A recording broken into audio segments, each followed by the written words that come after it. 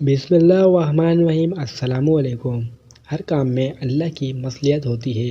ایک دفعہ حضرت موسیٰ علیہ السلام کو پیٹ میں درد ہو گیا۔ انہوں نے اللہ سے کہا کہ اے اللہ، اس کا علاج بتا دیجیے۔ وہ تو کلیم اللہ تھے، اللہ سے ہم کلامی کرتے تھے۔ انہوں نے کہا کہ اے اللہ، میرے پیٹ میں درد ہے، اس کا کوئی علاج بتائیے۔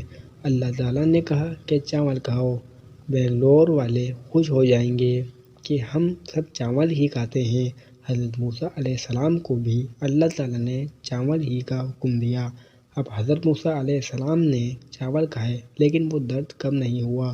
اللہ نے علاج تجویز کیا، وہ درد کم نہیں ہوا۔ انہوں نے اللہ سے پھر عرض کیا کہ اے اللہ، پریشانی ختم نہیں ہوئی، کیا کروں؟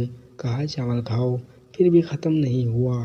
تیسری دفعہ عرض کیا لیکن تیسری دفعہ بھی کھانے کے بعد بیماری ختم نہیں ہوئی۔ پھر اللہ تعالیٰ سے عرض کیا کہ اے اللہ، اب بھی ختم نہیں ہوا، اب کیا کروں؟ اللہ تعالیٰ نے کہا کہ فلاں حکیم صاحب کے پاس جاؤ۔ اب حضرت موسیٰ علیہ السلام حکیم صاحب کے پاس گئے، ان کو دکھایا تو انہوں نے کہا کہ چاول کھاؤ۔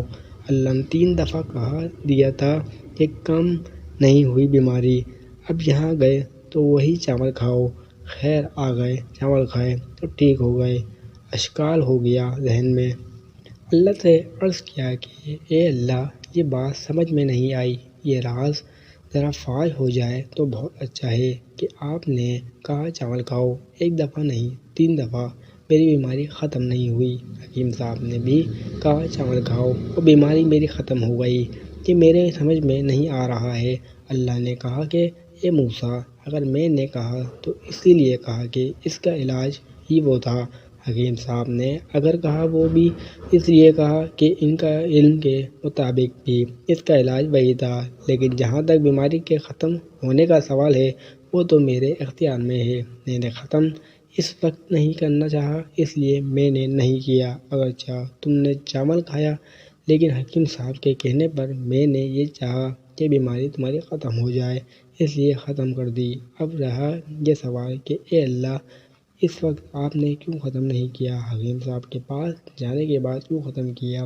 یہ اس لیے ختم کیا کہ اگر میرے پاس آپ کی درخواست پر میں یوں ہی ختم کیا کروں تو حکیم صاحب کا پیٹ کیسے بھرے؟